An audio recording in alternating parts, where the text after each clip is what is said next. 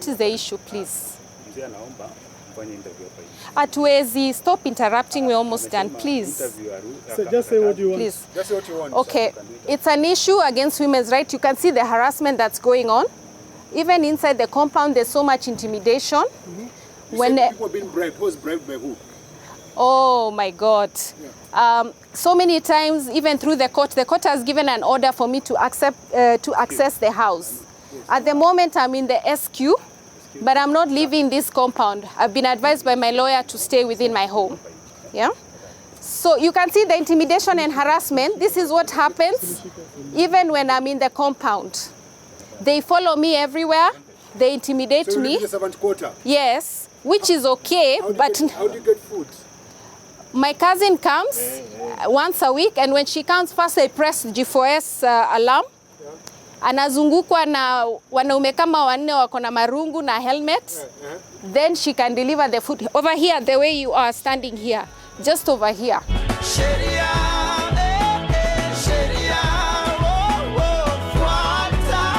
Ajaita nani? G4S.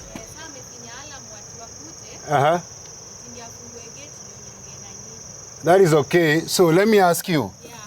Yeah. You have to speak up so that Mike can hear you. Okay. So are you a prisoner in your own home? Yes, I am. Why are you a prisoner? Because I cannot live without getting into a trap that my husband is setting for me to leave my home, my matrimonial home. Yeah? Who is your husband? My name is Scholastica Wamucie. I'm married to Shakir Mohamed Merali, and we've been together for 28 years. We have 2 kids. Our daughter is 23 and our son is 18. This situation I'm in is very unfair. I'm being kicked out of my home after 28 years. Coincidentally, at the same time as our youngest is going to university. So it feels to me like nilikuwa nimeandikwa kazi, contract. I come to this family, I give birth, I raise the family, I support my husband all these years. Then I'm kicked out with a little pocket money at 50. Naenda wapi? What am I doing? I want to highlight this issue because to me it's racial discrimination. It is also an issue. Jack, what is the issue, please? Hatuwezi, stop interrupting, we're almost done, please. It's an issue against women's rights. You can see the harassment that's going on. Even inside the compound, there's so much intimidation. When people being bribed, who's bribed by who? Oh my God. Yeah. So many times, even through the court has given an order for me to access the house. Yes. At the moment, I'm in the SQ, but I'm not leaving this compound. I've been advised by my lawyer to stay within my home. Yeah. So you can see the intimidation and harassment. This is what happens even when I'm in the compound. They follow me everywhere. They intimidate me. So you live in the servant quarter? Yes, which is okay. How do you get food? My cousin comes once a week, and when she comes, first I press G4S alarm. Anazungukwa na wanaume kama wanne wako na marungu na helmet. Then she can deliver the food. Over here, the way you are standing here. Just over here. It's an issue against race, it's women's rights, it's human rights. Can I mention one thing? Yes, just mention it. You won't get out. I won't get out. It's a ruse to get me out. My lawyer has advised me to stay within my marital home.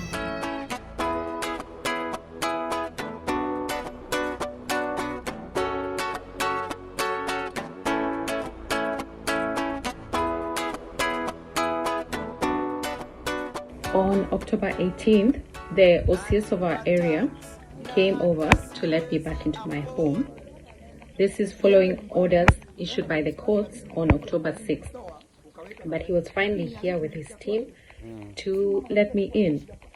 And 5 minutes later, the OCS got the call that stopped the whole operation.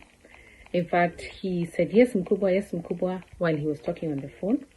And then he said there were new orders that had come in and they were waiting for him at his desk. Nikienda nyumbani tutaenda kudiscuss na bibi nimuulize ni kwa nini ulitoa ukaweka namna hii, lakini ni arrangement ya kwake. I remember asking, okay, Afande, which orders have come within 10 minutes?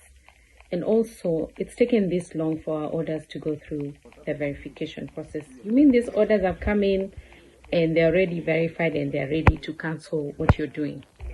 So he told his whole team to leave and they were out the gate. Taweza turuhusu pia tuweze kuchukua hata kama ni video kidogo wakati mnafanya hiyo kukata. Kuna hiyo hata yeye nimemwambia tatu video.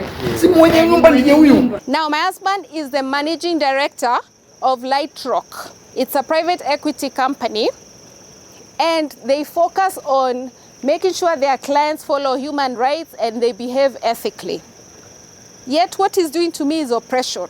Even in Islam, it's called dhulum. Dhulum is not allowed. You're not allowed to oppress people, to restrict their movement, to restrict their essentials. We have a joint account that caters to essentials. He withdrew all the money from the joint account. He is a former chairman of the Jaffrey's community. There's a video where he's in the streets telling people to follow virtue, behave with virtue, to denounce corruption. Yet he's the one who's been bribing the police, who've been ordered by the courts to let me in. We know that because my lawyer knows that. Of course, I can't tell you exactly who it is, but we know that. And this process, the orders came out on October 6th. I've been staying in the SQ. Every time the police come, these guards call. My husband talks to the police and immediately they disappear. So my lawyer has found out exactly what is going on. There are orders even now in place to allow me access into my home. It's not happening, yeah? So we are fighting in court, we are fighting in every way we can, but he also told me he has money. Not everyone in Kenya who is in prison is guilty. He has money to even put me behind bars. He is a Merali, so they have money, but it is not right. What he's doing is wrong. It's against race. It's a race matter. It's against women's rights, against human rights. It's just wrong. Yeah? So as I said, if the goal is for him and his mother to live here with a new wife, I think the Constitution has allowed him to marry whoever he wants, polygamy. Islam allows him 4, and Shia Islam allows him 4 plus mistresses. Yeah? So at the end of the day, what he's not allowed to do is kick me out of my matrimonial home. It's a home for me and my children. He's free to go anywhere. He says he has money, so he can get any other home that he wants. But this is my home. I'm not leaving. My lawyer told me we stay put and I'll access whatever I need. He's pushing through the courts, but the process is really impaired. It's really stalled. I'll give you details of the officers I've been dealing with, mainly the OCS Muthaiga and the OCPD who sits in Ruaraka. So that is what is happening right now. Thank you. Yeah, thank you so much. Thank you for coming to listen to my story. And I want Kenyans to hear this story and know there's so much oppression happening. You see, this is a beautiful home, but there's no peace here. Yeah?